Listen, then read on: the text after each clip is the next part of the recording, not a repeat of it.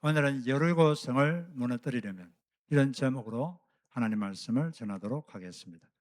요즘은 고고학이 많이 발달했는데 이 여호수아 6장을 보고 과연 이런 사건이 있었는가, 그걸 알아보려고 고고학자들이 그 여리고 주위를 발굴을 했습니다.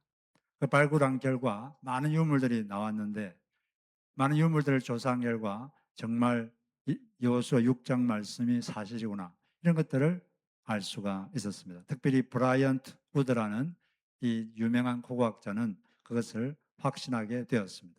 그런 고고학적 발굴에 의하면 이 여리고성은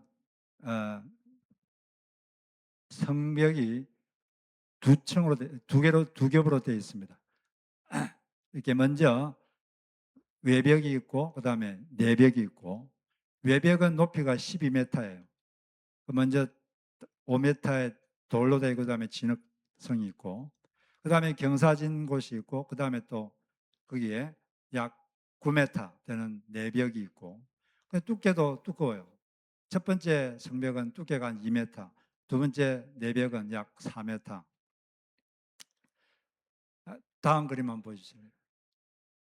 저런 식으로 성벽이 두 개로 되어 있고, 중간에도 사람들이 살고, 저기 옆에 보면 이스라엘 군사가 도는 게 보이죠.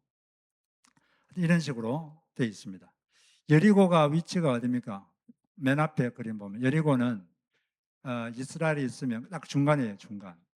딱 중간인데 거기를 먼저 쳐들어와서 인천 상륙작전처럼 중간을 허리를 끊어가지고 먼저 점령하고, 그 다음에 남쪽을 다 점령하고, 그 다음 북쪽을 점령하고, 그런 식으로 했습니다.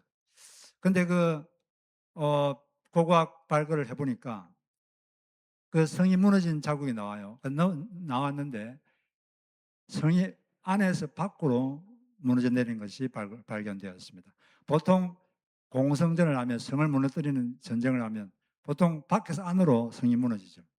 근데 이거는 뭐 공성무기를 써서 한 게 아니라 하나님이 초자연적으로 무너뜨린 거기 때문에 안에서 밖으로 무너져 가지고 그 무너진 잔해를 들고 이스라엘 민족도 올라가서 점령을 한 거죠. 그리고 또 보면 각 여리고 흔적에 보니까 각 집마다 곡식이 꽉 찬 그런 항아리들이 발견되었다. 불에 탄 곡식들이 가득 담긴 항아리들이 대량 발견되었습니다. 그걸 보면은 그 당시에 전쟁을 시작한 것이 추수 직후였거든요. 6월절 직후. 6월절 직후에 했는데 6월절 직후에 추수 직후에 했으니까 곡식이 많은 거죠. 그리고 7일 만에 함락했어요. 보통 이렇게 장기전으로 가면 성 안에 갇힌 사람들이 곡식을 못 먹어가지고 곡식이 다 떨어지는데 곡식이 가득 차 있었어요. 왜냐하면 단기전으로 7일 만에 확 무너졌으니까 그런 것입니다. 그리고 온 여리고 전체가 불에 탄 흔적이 보였어요. 나중에 여리고성을 점령하고 하나님께서 이 성을 불태워라, 그렇기 때문에 그렇게 된 것입니다. 이처럼 그런데 이 여리고성을 맨 처음으로 점령해야 되는데 상당히 점령하기 어렵습니다. 봤지만 이중으로 되어 있고, 또 이스라엘 민족들은 지금 막 광야를 방황하다 왔기 때문에 특별한 무기도 없고, 또 무슨 식량도 별로 없고, 뭐 이렇게 또 훈련받은 군인도 아니고, 거의 이스라엘의 그 전투력으로는 도저히 점령할 수 없는 그런 전투였습니다. 오직 이것이 무너지려면 오직 하나님의 능력이 임해야만 무너질 수 있는 그런 상황이었습니다. 그래서 오늘 우리 설교 제목이 여리고 성을 무너뜨리려면 이렇게 되어 있는데, 사실은 좀 더 정확한 설교 제목은 하나님의 능력이 임하려면, 그렇게 해야지 좀 더 정확합니다. 하나님의 능력이 임하지 않으면 여리고 성은 점령할 수가 없어요. 불가능합니다. 하나님 능력이 임하면 가능한 거고, 임하지 않으면 불가능한 거예요. 우리 삶에도 여리고 성과 같은 것들이 있습니다. 각 사람마다 종류는 다르지만 자기 힘으로는 도저히 어떻게 해볼 수 없는 여리고 성과 같은 굳건한 그런 성이 있어요. 여러분 없습니까? 각 사람마다 그런 게 다 있습니다. 종류는 다르지만 딱 그런 게 있습니다. 근데 이 여리고 성이 무너져야 돼요. 어떻게 하면 그럼 이 여리고성이 무너질 것인가? 다른 말로 어떻게 하면 하나님의 능력이 임하게 할 수 있을 것인가?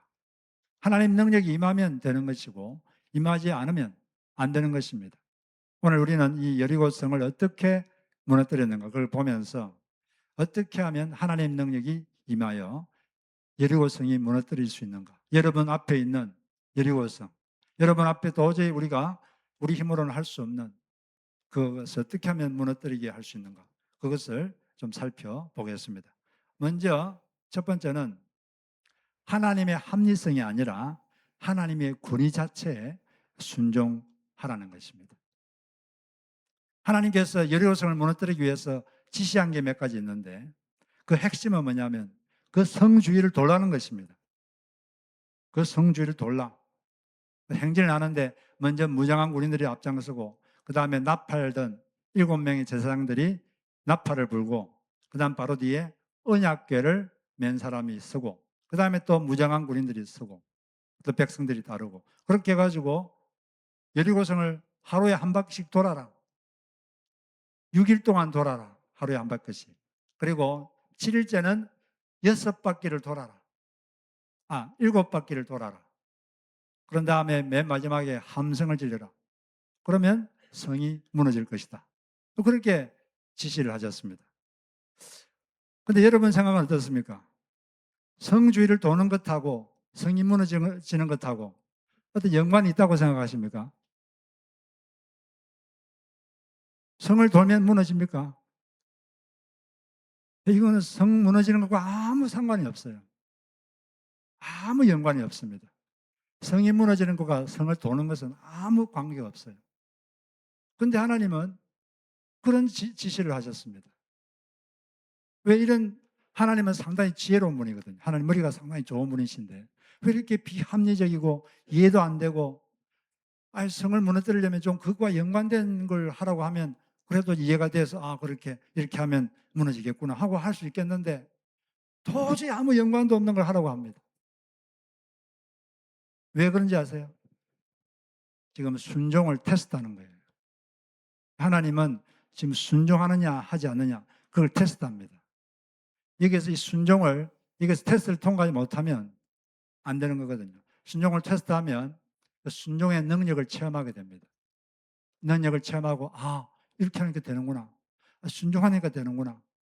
그걸 알고 앞으로도 계속 그 가나안 땅 전체를 점령해야 되는데 그 강권은 하나님께 순종하느냐 안 하느냐 여기에 대해서 승패가 결정됩니다. 처음부터 이 순종의 능력을 경험해서 계속 순종하라고 그러는 거죠. 그런데 하나님께서 왜 이렇게 이 순종을 테스트하냐면 이게 지금 2차 테스트예요. 1차 테스트에서 불합격했거든요. 1차로 테스트했는데 거기서는 불합격했습니다. 그래가지고 계속 많은 고통을 당했어요. 그 1차 테스트가 어디서 이루어졌습니까? 어떤 지역에서 이루어졌죠? 가나안 땅을 점령하라는 지시를 내렸는데 거기 그 장소가 가데스 바네아라는 장소입니다. 저기 지도에 보이죠? 이집트를 탈출해서 나와가지고 이제 이집트를 나온 다음에 약 1년 2개월, 1년 2개월 뒤에 하나님이 이제 가데스 바네아, 가나안 땅 목표 지점인 가나안 땅 바로 그 접경 지역 남쪽 그 가데스 바네아인데 거기 와가지고 하나님이 점령하라, 지금 쳐들어가라 이렇게 이제 명령을 했어요. 그런데 그들은 그 명령을 거역했습니다. 하지 않겠습니다. 올라가라. 안 가겠습니다. 왜 불순종했습니까? 이 정탐꾼들이 먼저 이 가나안 땅을 쭉 돌아보니까 그 가나안 땅에 살고 있는 사람들이 키가 너무 큽니다. 자기들 키보다 너무 커요. 그리고 성벽도 너무 높고 두꺼워요. 도저히 전투해가지고는 이길 성산이 없어 보입니다. 하나님이 도와주겠다 그랬지만 하나님 도와준다고 될까? 안 된다고 생각한 거죠. 그래서 그들은 정상에 돌아와가지고 우리는 절대 못 이긴다. 그래 막 원망했습니다. 하나님 우리를 죽이려고 이집트 땅에서 우리 이곳에 데려왔다. 우리를 죽이려고 데려왔다. 그러면서 막 불평하고 원망하고, 그러다 결국은 그들은 하나님을 불신한 거죠. 불신해서 불순종했습니다. 하나님의 능력을 신뢰하지 못했어요. 그래서 그 불순종했습니다. 그래서 하나님이 진노하셔서 그때부터 이스라엘 민족은 그때 순종했으면 바로 1년 2개월 만에 가나안 땅에 들어갔을 텐데 못 들어가고 38년을 더 헤맸어요. 38년을 헤매고도 못 들어갔습니다. 자기들은 못 들어가고 자기 자식 때에서 들어간 거죠. 1차 테스트에서 불합격했어요. 불합격하면 또 시험을 치러야죠. 고생 진당하고 또 2차 테스트를 하는 거죠. 만약 여기서도 불합격하면 어떻게 된 건지는 저도 모르겠지만 여하튼 여기서도 불합격했으면 더 큰 어려움이 아마 있었을 거라고 추측됩니다. 그런데 여기서 2차 테스트를 했는데 다행히 이들은 여기서 이제 테스트에 통과를 한 거죠. 그래서 그때 여리고성이 무너졌습니다. 이 시점에서 그들이 제일 중요한 것은 이 순종을 배우는 거예요. 왜냐하면 하나님의 능력은 인간의 순종을 통해 방출되는 것입니다. Obedience releases God's power. 순종이 하나님의 능력을 방출시키는 것입니다. 그런데 하나님께서 이 테스트를 하기 위해서 아주 불합리한 그런 지시를 내렸어요. 왜 그랬느냐? 하나님의 합리성에 순종하지 말고 하나님의 권위에 순종하라. 하나님의 권위. 만약에 그들이 하나님의 합리성에만 순종한다면 그들은 못했을 것입니다. 하나님이 합리적으로 나오면 따르겠습니다. 하나님이 이해하는 것만 말씀하시면 따르겠습니다. 그런데 하나님의 순종이라는 건 그 차원을 넘어 있어야 되는 거죠. 어떨 때는 이해되지 않아도, 좀 자기 생각이 합리적이지 않아도 그냥 하나님의 권위 자체에 하나님은 순종하기를 원하셨습니다. 그것이 진짜 순종이기 때문에 그렇습니다. 그들이 하나님 워낙 크신 분이니까, 그 권위가 워낙 위대하시니까 그냥 이해가 안 돼도 뭐 더 큰 뜻이 있으시겠지, 내가 모르는 뭐 이유가 있으시겠지 하고 그들은 따를 수가 있었던 거죠. 그런데 만약에 그렇게 지시한 것이 사람이었으면 어땠을까요, 여러분? 만약 여러분 상사가 이런 만약에 지시를 했다. 어떤 회사에 다니는데 그 회사에서 다른 어떤 회사하고 지금 거래를 터야 되는데 그 회사가 거래를 틀려고 하지 않습니다.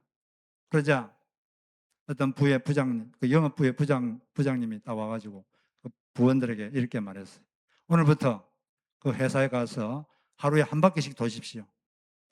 그리고 6일 동안 한 바퀴 돌고 7일째는 7바퀴 도십시오. 그러면 거래가 성사될 것입니다. 그렇게 말하면 여러분들 어떻게 따르겠습니까? 어떻게 할 것 같아요? 그렇죠. 돌았나? 드디어 우리 부장님이 돌았군. 드디어 제정신이 아니군. 아무리 생각해도 이해가 안 되거든요. 거래가 성사되는 것과 돈은 아무 관계가 없거든요. 비합리적이거든요. 이해가 안 되거든요. 그런데도 만약에 그 직장 문화가 무조건 상사가 하라면 무조건 해야 돼, 이런 뭐 문화가 돼 있으면 어쩔 수 없이 해야 될 수도 있습니다. 만약 어쩔 수 없이 해야 되면 어떤 마음을 할까요? 속에 분노를 품고 빨리 이 회사를 떠나자, 그런 마음을 가지고 하겠죠. 그렇지만 만약에 어떤 사람이, 그 부원 중에 한 사람이 그 부장님을 절대 신뢰한다. 이 부장님은 정말 괜찮은 사람이다. 이분은 무조건 무슨 말해도 신뢰도 되는 사람이다. 이런 만약에 마음이 있었으면 좀 이해가 안 돼도 우리 부장님이 더 큰 뜻이 있으겠지, 내가 모르는 어떤 생각이 있으시겠지, 이렇게 되면 또 기쁜 마음으로 따를 수 있을 것입니다.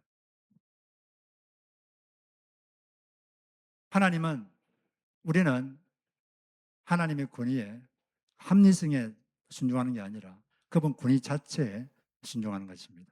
그럴 때 하나님께서 임하시는 것입니다. 고린도전서 3장 6절에 보면 나는 심고 아볼로는 물을 주었습니다. 그러나 하나님께서 자라게 하셨습니다. 그러므로 심는 사람이나 물 주는 사람은 아무것도 아니요 자라게 하시는 분은 하나님이십니다. 하나님은 바울에게 너는 심어라. 아볼로에게는 너는 물을 주어라. 그랬더니 하나님이 자라게 하셨어요. 근데 제가 어릴 때 엄마 따라다니면서 농사를 좀 해봤는데 그 밭에다가 뭘 심는다고 다 자라지 않습니다. 며칠 가보면 죽어 있는 것도 많아요. 물 준다고 다 살지 않아요. 어떤 건 다 죽어 있어요. 근데 하나님이 하라고 했으니까 심고 물을 주니까 하나님께서 자라게 하신 것입니다. 사람은 그냥 하나님이 하라고 하면 하는 거고 그러면 실제 일을 하시는 것은 하나님이신 거죠. 이게 바로 하나님의 은혜입니다. 하나님 은혜가 임하면 어떤 일이 생기냐면 이해하지 못하는 일이 생겨요. 이해하지 못하는 일이. 다 이해가 되고 어떤 일이 생기면 그냥 사람이 일을 한 겁니다. 근데 아무리 생각해도 이해가 안 돼. 이해가 안 되는데도 일이 되었으면 그건 하나님의 은혜가 임한 것입니다. 은혜란 것은 사람이 이해할 수 없는 일이 생긴 거죠. 어떨 때는 사람이 대단하게 뭘 했는데도 아무 결과가 없는 경우도 있어요. 근데 어떨 때는 별일도 안 했는데 뭐 일이 되고 그럴 때가 있거든요. 사역도 그렇고 우리 하는 일도 그렇고 그럴 때는 그때는 이해가 안 되거든요. 그때는 어떻게 생각이 됩니까? 하나님께서 일하셨구나. 그런 걸 바로 은혜라고 하는 것입니다. 우리가 순종하면 하나님께서 그 순종을 통해서 일을 하실 줄로 믿습니다. 우리는 하나님의 합리성이 아니라 하나님 권위 자체에 순종하는 것입니다. 그런데 하나님은 항상 뭐 직접 일하지 않으시고 어떤 사람에게 권위를 위임하셔서 그 사람을 통해서 일하시는 경우가 더 많죠. 그래서 이 땅에는 하나님의 권위를 위임받은 사람들이 이 땅에 많이 있습니다. 우리가 그런 사람들을 대할 때도 그분들의 합리성에만 따를 게 아니라 하나님께서 주신 그 권위 그 자체를 어느 정도 존중하는 그런 것이 필요합니다. 사람이 태어났을 때 제일 먼저 만나는 존재가 부모입니다. 이 부모는 하나님께서 자녀에 대해서 권위를 부여한 존재입니다. 그래서 하나님 부모를 공경하라 그렇게 말하죠. 그러면 언제 부모를 공경해야 되느냐? 부모님이 합리적으로 행동할 때만 내가 보기에 이해가 될 때만 존중해드리고 만약 그러지 않으면 막 무시하고 욕하고 그래도 됩니까? 성경 그걸 금하고 있습니다. 어머니나 아버지를 저주하는 자는 반드시 돌로 때려 죽여라. 그게 무슨 말이죠? 부모님의 권위를 존중하라는 거죠. 제가 어릴 때, 제가 학창 시절에 제가 만난 교사들이 있는데 지금 생각해보면 중학교, 고등학교 그런 이제 선생님들이 생각나는데 지금도 생각납니다. 어떤 교사가 있는데 상당히 저에게 모욕을 줬어요. 지금 생각해도 아니 어떻게 선생님이 그럴 수가 있지? 그뿐만 아니라 또 여러 선생님이 그래요. 지금 생각해보면 어떻게 그렇게 행동하실 수가 있지? 그런 분이 몇 분 계셨는데 그래도 그때는 선생님이니까 존중해 드렸습니다. 저희들은 다 그런 세대에 살았어요. 그 선생님이시니까 존중해 드리고 선생님의 권위를 존중해 드렸습니다. 근데 요즘은 좀 안 그런 것 같아요. 선생님이 선생님이라고 해서 존중한다거나 그런 게 상당히 약해진 것 같고 오히려 선생님으로 잘 행동해도 오히려 문제를 삼고 그런 세대지. 상당히 슬픈 상황입니다. 또 가정에서도 마찬가지입니다. 하나님은 성경에 보면은 남편은 아내에 대해서 어느 정도 권위가 있다고 인정하셨어요. 남편은 아내에 대해서 권위가 있다.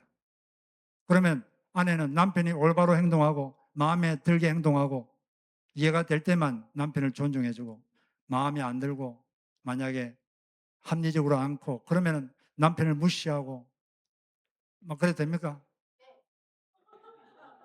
네. 그렇게 할 수도 있겠지만 그건 성경의 원리와는 반대되는 행동입니다. 남편이기 때문에 하나님이 남편에게 남편의 권위를 주었기 때문에 그 권위 자체를 존중하는 것입니다. 물론 권위를 받은 사람은 더 조심해야 됩니다. 왜냐하면 하나님께 권위를 받은 사람은 하나님이 더 크게 심판하십니다. 더 크게 심판하시고 그 행동과 말로 인한 파급력이 크기 때문에 하나님 더 크게 심판하시고 그렇게 하죠. 그렇기 때문에 하나님께 조금이라도 권위를 위임받은 사람은 더 조심해야 됩니다. 더 말과 행동을 조심하고 그렇게 되지만 우리는 하나님으로부터 권위를 받은 사람에 대해서 그 권위 자체를 존중하는 그런 모습이 더 우리 모두에게 필요할 줄로 믿습니다. 하여튼 우리는 하나님의 어떤 합리성, 거기에만 순종하는 게 아니라 하나님의 권위 자체에 순종할 때 하나님 우리의 순종을 도구로 삼아서 역사하실 줄로 믿습니다. 두 번째는 여기서 순종하되 하나님의 때가 될 때까지 순종해야 됩니다. 사람이 생각하기에 충분할 때가 아니라 하나님이 생각하시기에 충분할 때, 그때까지 인내로 순종해야 됩니다. 며칠 동안 돌라 그랬죠? 예, 7일 동안 돌라 그랬어요. 6일 동안 한 바퀴 돌았는데 아무 일도 안 생겼습니다. 성벽에 금도 안 갔어요. 6일 동안 돌았으면 많이 돌아간 거 아닙니까? 6이라는 숫자는 인간의 완전수입니다. 인간이 생각하기에 충분하다고 생각하는 게 6입니다. 우리가 뭘 하다 보면 이 정도 충분히 했다. 이 정도 해도 결과가 없으면 이건 이제 안 되는 거야. 야, 그만하자. 그럴 수 있습니다. 그런데 하나님은 7일 동안 돌아라. 그리고 7일 때는 7바퀴를 돌아라. 그래서 7일째 6바퀴를 돌았는데도 성벽에 금도 안 갔어요. 금이라도 가면 얼마나 좋겠어요. 금도 안 갔어요. 근데 7바퀴 돌고 함성을 지르자 그때 드디어 하나님의 능력이 그제서야 임했습니다. 그전에는 임하지 않았어요. 하나님의 때, 하나님이 정한, 하나님이 생각하기에 충분하다고 하는 그때가 되기 전까지 하나님은 당신의 능력을 보류하셨습니다. 우리는 우리가 생각하기에 충분한 때가 아니라 하나님이 생각하기에 충분한 때, 그때까지 가야 되는 것입니다. 6일 동안 할 게 아니라 거기다가 이 정도면 되었다 할 게 아니라 거기다 플러스 1, 하나님의 때가 될 때까지 조금 더 할 때 그때 하나님께서 역사하실 줄로 믿습니다. 성경에 보면 그런 경우가 많아요. 성경에는 7이라는 숫자가 중요합니다. 엘리야가 이스라엘에 그 당시 3년 동안 비가 안 왔어요. 그런데 하나님께서 이제 내가 비를 내리겠다. 그렇게 하나님 말씀하셨습니다. 그 말씀을 붙잡고 기도했습니다. 6번 기도했는데 비가 내릴 기미조차 안 보입니다.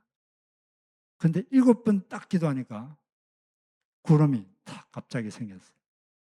그때부터 구름이 점점 커지더니 먹구름이 되고 엄청난 비가 내렸습니다. 6번 기도했으면 충분히 기도한 거야. 그때까지 하나님은 가만히 있었습니다. 그런데 바로 한 번 더 하니까 바로 그때 하나님의 능력이 임하셨습니다. 나아만도 요단강에서 하나님이 7번 몸을 씻으라. 6번까지 씻었습니다. 아무 일도 안 생겼습니다. 7번 딱 씻으니까 그때 하나님의 능력이 임해서 역사가 일어나게 된 것입니다. 하나님의 때가 될 때까지 인내로 계속하시기 바랍니다. 인내란 말은 뭐냐? 장애물, 낙심이 있음에도 불구하고 계속하는 겁니다. 장애물이 있고 낙심이 돼도 계속할 때 하나님이 역사하는 거죠. 그래서 히브리서 10장 36절에 보면 여러분이 하나님의 뜻을 행하고 해서 그 약속해 주신 것을 받으려면 인내가 필요합니다. 하나님의 뜻을 행했다고 되는 게 아니라 그 인내해야 돼요. 계속 믿고 계속 순종하고 계속 기도할 때 하나님 때가 되면 하나님의 역사가 우리에게 일어나게 되는 것입니다. 한 번은 우리 미국 역사 중에 벤자민 프랭클린이라는 분이 계신데 이분은 많은 업적을 이룬 분이에요. 그분에게 어떤 분이 와가지고 다음과 같이 질문했습니다.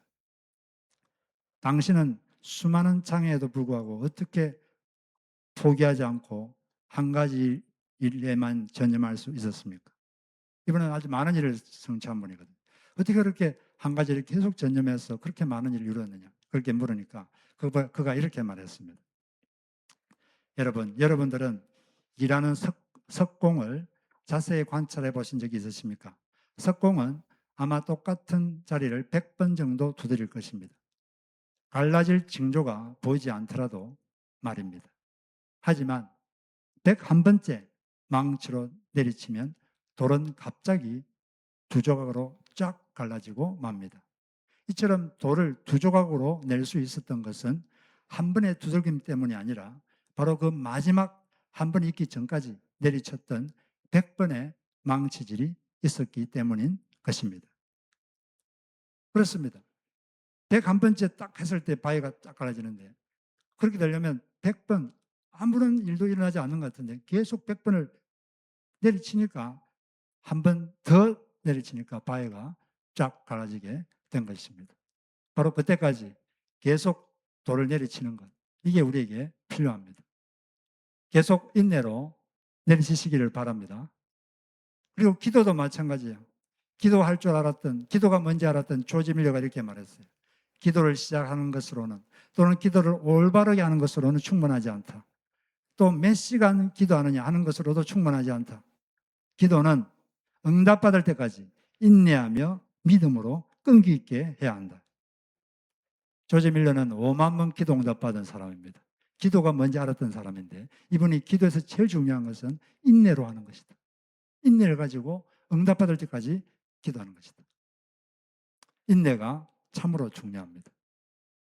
하나님의 능력은 강합니다. 하나님의 능력이 임하면 우리에게 어떤 여리고성이 있든지 다 무너지게 됩니다. 우리가 당하는 여러 가지 어려움들이 있어요. 사람마다 다릅니다. 어떤 사람은 이런 문제, 어떤 사람은 저런 문제. 여러 가지가 있지만 그 중에 한 가지는 사람 마음을 바꾸는 것. 이게 쉬운 것 같은데 참 어렵습니다. 마음이 바뀌는 게 쉬운 것 같은데 너무 어려워요. 어떤 사람은 평생 걸려도 마음을 바꾸지를 못해요. 마음 바꾸는 게 너무 어렵습니다. 그런데 하나님이 임하시면 그 마음도 금세 바뀔 줄로 믿습니다. 1959년 3월 15일 놀라운 일이 생겼습니다. 이날은 빌리 그레암 집회가, 전도 집회가 호주의 멜번에서 있었던 날이에요. 그날 이 전도 집회에 10만 명의 군중이 모였습니다. 그런데 거기에 또 동시에 다른 목적을 가지고 온 10명의 사람이 있었어요. 이 10명의 갱단원이 가슴에 총을 차고 그 장소에 참여했어요. 왜냐하면 목적은 빌리 그레암을 죽이는 것입니다. 갱 단원이었는데 갱 두목이 이름이 조지 파머라는 갱 두목인데 그 당시 18살이었어요. 이 사람은 하나님에 대한 사진을 한번 보여주세요. 하나님에 대한 분노를 품고 있었던 사람입니다. 그 사람 7살 때 아버지가 심장마비로 갑자기 돌아가셨어요. 엄마가 와가지고 병원에서 아버지가 돌아가셨다. 그 말을 듣고 그는 아버지가 농장에 얼마 전에 100그루의 체리나무를 심었는데 그곳에 가가지고 하늘 향해서 막 소리치면서 외쳤습니다. 당신은 우리 아빠를 데려갈 수 없습니다. 권리가 없습니다. 나에겐 아빠가 필요합니다. 난 당신을 미워합니다. 내 온 마음을 다하여 당신을 미워합니다. 그때부터 분노가 가슴에 딱 자리 잡았어요. 그리고 그 분노로 그는 살았어요. 그때부터 그 아버지가 돌아간 직후에 학교를 갔는데 이 사람이 키가 좀 작았거든요. 한 친구가 장난으로 난쟁이야 그랬는데 바로 돌아서서 주먹으로 얼굴을 때려가지고 이빨이 몇 개가 부러졌어요. 그리고 또 고양이 새끼를 세탁기에 넣어가지고 돌려가지고 죽는 걸 보면서 즐기고 그는 이렇게 말했습니다. 그 당시 그의 상태가 무엇이든지 사람이든지 주변의 것들을 다 해를 끼치고 싶었다. 속에 분노가 가득 찬 거죠. 그리고 어떨 때는 자기 갱단은 갱 조직을 마련했는데 이 라이벌 갱 두목을 잡아가지고 오른팔을 잡아가지고 팔 위로 차를 왔다 갔다 하기도 하고, 하여튼 마음속에 이 분노가 가득 차가지고 주변 사람들을 해하려고 그런 마음을 있었어요. 그런데 이제 조금 있다가 자기 도시에 빌리그램 온다는 이야기를 들었습니다. 이 사람을 죽이면 하나님께 복수할 수 있겠다, 그런 생각이 든 거죠. 그래서 이제 갱단원들 9명을 데리고 갔습니다. 자기가 신호를 하면 같이 달려들어서 동시에 총을 쏘자, 그렇게 하고 있습니다. 그런데 갱단원들 9명은 조금 멀리 떨어진, 눈에 보이지만 멀리 떨어진 곳에 9명이 있었습니다. 가만히 앉아 있는데 갑자기 어떤 조용한 목소리가 들렸습니다. 조지, 여기서 뭘 하고 있느냐? 뒤를 막 둘러봤어요. 주변에 자기 이름을 아는 사람이 한 명도 없거든요. 갱단원들 저 멀리 떨어져 있고. 근데 두 번째 똑같은 소리가 들렸습니다. 조지, 여기서 뭘 하고 있느냐? 세 번째 똑같은 소리가 들렸어요. 그리고 또 그 목소리와 동시에 다음과 같은 조용한 목소리가 마음에 들렸습니다. 조지, 나는 너를 해치려고 너희 아빠를 데려가지 않았다. 너희 아빠는 너무 몸이 약하고 병들었기에 그렇게 된 것이다. 나는 절대로 너를 해치려고 어떤 일도 하지 않는다. 왜냐하면 나는 너를 너무 사랑하기 때문이다. 그런 조용한 음성이 들림과 동시에 마음 깊은 곳이 뭔가 열리는 느낌이 들면서 눈물이 확 쏟아져 나왔습니다. 앞을 못 볼 정도로 눈물이 쏟아져서 앞이 보이지 않을 정도였어요. 그리고 조금 있다가 빌리 그레이엄 목사님이 예수님을 믿고 싶은 사람들은 앞으로 나오십시오 하고 초청 시간이 됐어요. 사실은 그때 10명이 앞으로 나가서 동시에 빌리 그레이엄을 죽이려고 가슴에 총을 10자루 품고 있었는데, 그때 그는 눈물을 흘리면서 앞으로 나가서 예수님을 마음에 영접했습니다. 그날 밤 같이 갔던 10명 중에 9명이 회심하고 예수님을 주님으로 영접해 드렸습니다. 나머지 한 명은 잘 모르겠어요. 근데 다음 날 이 조지가 예수님을 영접한 다음 날 마음속에 하나님 이런 마음을 주는 것을 감지했습니다. 너가 그때 괴롭혔던 깽두목을 찾아가서 사과해라. 근데 그는 그런 말 들었는데, 하나님, 그 사람이 날 죽일 수도 있습니다, 그런 말을 했는데, 그는 태어나서 처음으로 두려움을 느꼈다고 합니다. 지금까지는 속에 분노가 가득 차서 두려움 이런 게 없었는데 처음으로 두려움을 느꼈어요. 그렇지만 하나님이 하라고 해서 그냥 갔습니다. 가가지고 사과를 했는데 긴 대화를 하면서 두 사람이 오히려 친구가 되었어요. 그리고 그 다음날 됐는데 또 하나님이 마음속에 예수 믿은지 이틀째죠. 마음속에 하나님께서 자기를 구세군의 사역자로 부른다는 느낌이 들었어요. 그래서 그는 그 주일날 구세군 교회를 찾아갔습니다. 찾아갔는데 거기 몇 년 동안 알고 지냈던 어떤 교인이 있는데 그분이 와가지고 자기를 확 깨닫는 거예요. 깨안으면서 하시는 말씀이, 제가 당신을 위해서 지금까지 계속 기도하고 있었습니다 하면서 깨안고 두 사람이 눈물로 같이 눈물 흘리면서 그렇게 울었습니다. 우리는 여기서 하나님의 능력을 봅니다. 이 분노로 가득 찼던 이 한 사람을 해치는 게 그냥 해치고 싶었던 이 사람의 마음을 바꿔버리는 능력. 그리고 믿은 지 이틀밖에 안 됐는데 구세군의 사역자로 헌신하게 만드는 능력. 그리고 본인의 잘못에 대해서 사과하게 만드는 능력. 이 능력이 대단한 능력 아닙니까? 하나님의 능력이 임하면 무슨 일이든 할 수 있습니다. 그런데 이 하나님의 능력은 순종하는 자를 통해서 방출됩니다. 순종하지 않으면 하나님의 능력은 임하지 않습니다. 순종은 하나님의 능력을 방출하는 도구입니다. 이 빌리 그레함은 그때 집회를 했지만 빌리 그레함이 그 10명을 변화시키는데 한 일은 아무것도 없습니다. 그는 그냥 하나님이 그를 그냥 선택해서 말씀 전하는 대로 그냥 선택하신 거예요. 그리고 하나님께서 집회를 열라고 감동 주시니까 그 집회를 연 겁니다. 그리고 뭔가 마음에 감동 있는 말씀을 전하라고 그러니까 전한 거예요. 그렇게 순종하니까 그 10만 명 되는 사람들을 일일이 가서 그들의 마음을 만지고 변화시킨 건 누가 변화시킨 겁니까? 하나님이 하신 거예요. 빌리그램이 한 게 아닙니다. 사람이 순종하면 일은 하나님이 하십니다. 우리가 할 일은 하루하루 하나님이 하라는 것을 순종하면 되는 것입니다. 그러면 하나님이 하실 수 있는 일, 그 일이 여러분 삶에 일어나게 되는 것입니다.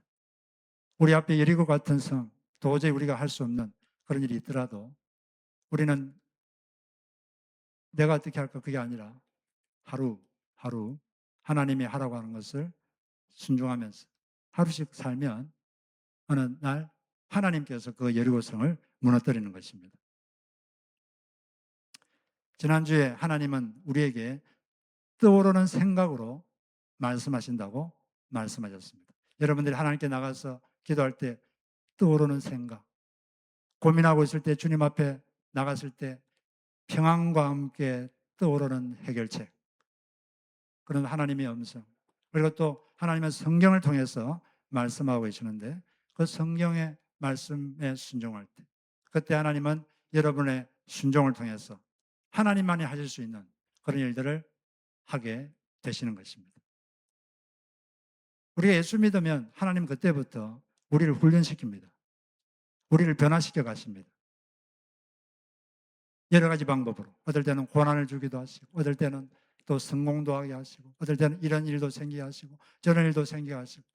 근데 그 훈련하시는데 훈련의 목표가 뭘까요? 어떤 사람으로 만들려고 우리를 훈련할까요? 어떤 사람으로? 돈 많이 버는 사람으로? 잘생긴 사람으로? 어떤 사람으로 만들려고 훈련할까요? 그렇죠.